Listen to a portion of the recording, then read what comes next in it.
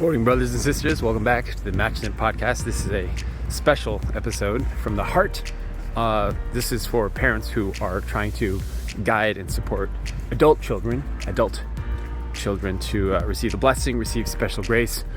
And kind of give perspective and hope and some kind of peace of mind about what to do, right? Because it's a conversation that's happening right now. I've had with multiple parents who are trying to guide their child to receive special grace in particular, and it can be very challenging. So what I recommended to a few parents, speaking as a young adult in our faith, in our movement, I think that in the long term, the healthiest thing for you to do is just to be completely upfront about your beliefs. Completely just put it all on the table. Just be honest, be upfront, have direct conversations with your child. Just do it. And if there's some reservation that's holding you back from just being honest about how you feel, if you really truly believe in special grace, in the blessing, then there should be nothing that holds you back from sharing that with your child. Nothing. And if for a second you feel that there's some reservation or hesitation because of you don't want to repel, your child, you don't want to sacrifice the relationship or sacrifice the goodwill that you have in the relationship, I would say that that is not a healthy situation in the first place. And I think that if you're just upfront and honest about how you're feeling and your desires for your child, then whatever happens as a result will be a good thing, because then we can live as mother and father have told us to, with no shadows in your relationship. And I believe that there are shadows and stagnant water in the relationship if you can't just be honest with them. And it might result in difficult conversations. It might result in arguments, and that's fine. That's an indicator of how the relationship is in the current moment, at the current stage of your parent-child relationship. And that's okay, because that's an indicator that there is some opportunity for growth and for change, right? On both sides. So that's what I'd recommend. If you do really fervently believe in the blessing, that this is the right thing for your child, then be upfront about it. Bring it up. Just bring it up casually, however you want to bring it up. Just bring it up. Be upfront. And I think they will be wise enough and smart enough to respect that that's what you believe, right?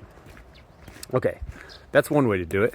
Another way is that if you're, depending on the situation and the type of relationship you have with your child, they might be completely, absolutely repelled by anything to do with faith and religion in the first place, and our movement in the first place. And in that situation, you have to assess, maybe this is an opportunity for surrender. What do I mean by that? Surrender as in letting go of control and allowing God to work, and having faith that in the end, everyone will come back. Mother has said this, right? Think about mother's perspective just for a moment. Think about her children, her own grandchildren and children.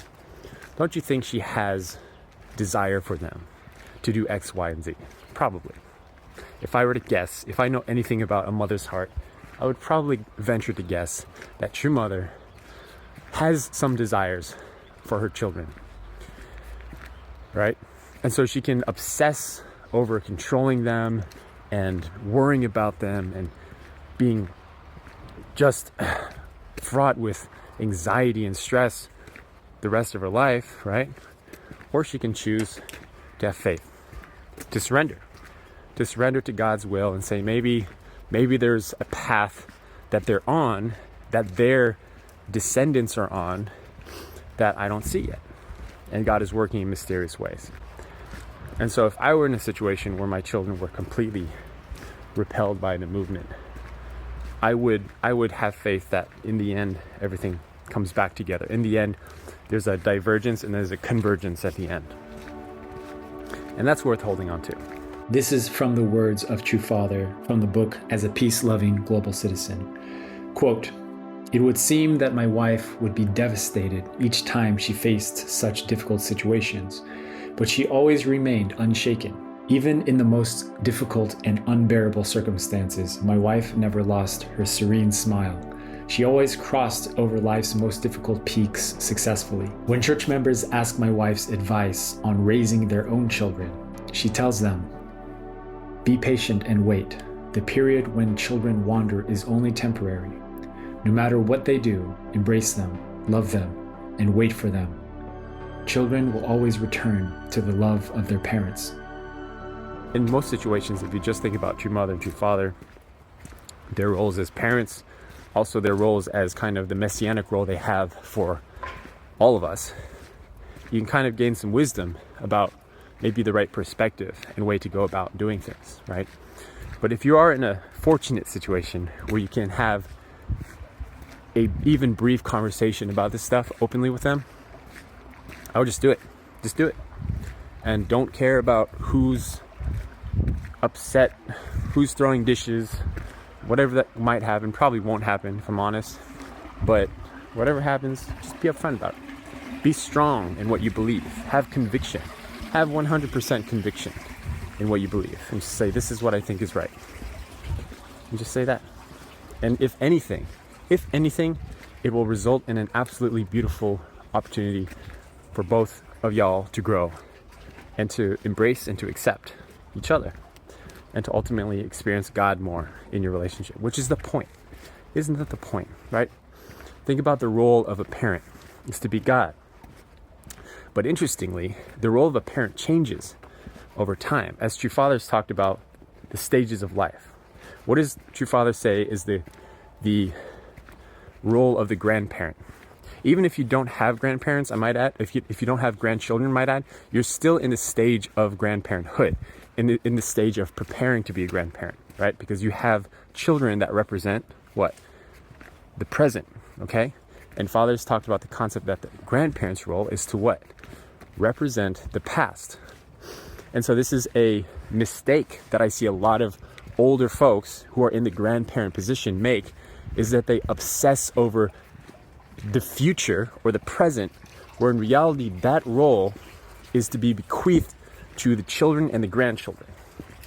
All right, and you can see this in a lot of folks who are really, uppity about politics and the world, and which is fine and dandy, but if their entire identity is wrapped up in the present moment, what's going on in our world, and you're stressed about the world and your children and all that, that's not the role. Your transition now is transitioning to the eternal world of spirit world.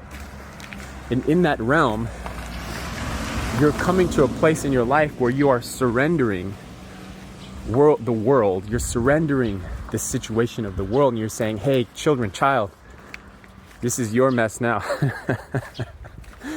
You know what I mean? This is your world now. This is your opportunity now. And you have the role of being a calm, tranquil presence in your family and society that our generation goes to and says, hey, I'm really stressed about work and my kids are, really, there's just being emotional and I don't know how to. And the grandparents' role is to say, hey, I got you. I understand. I've been through that. It'll be okay. It'll be okay. Just calm and tranquil. That's what we're looking for in the older generation. That's what I'm looking for in my parents, is just someone to say, hey, don't worry about that. Life is long. There's lessons to be learned here. Everything will be okay in the end. All right? And so that's just to paint a picture of what father and mother have emphasized, the role of a parent to be transitioned from. Right now, I'm a parent of 3 young kids, right? They're 10, 8, and 2 years old. And so my role in society, according to father, is like representing the current world. It's like I'm aware and conscientious of what's going on in our current world, and I'm fighting for dear life to protect my children and to empower my children and to give them a world that I'm proud to bring them up in, and to raise them in, right? And to raise them as the future leaders and citizens of this world that we're creating right now. And my parents' role is more to represent wisdom and peace and a sense of clarity that things will work out, and in the end we all pass on to the spirit world. And when we're in that state, the things of this world that we stress about day to day matter so little in comparison to the 99.9999999% of reality that is the spirit world, that is the internal, that is the inner world, not the outer world.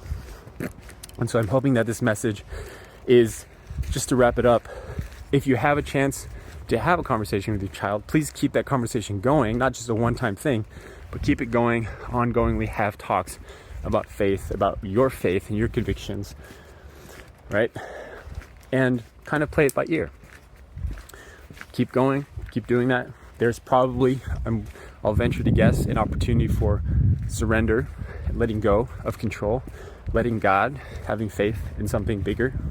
You don't know what might happen down the road, generations from now. You don't know. Okay, lots of love to you guys.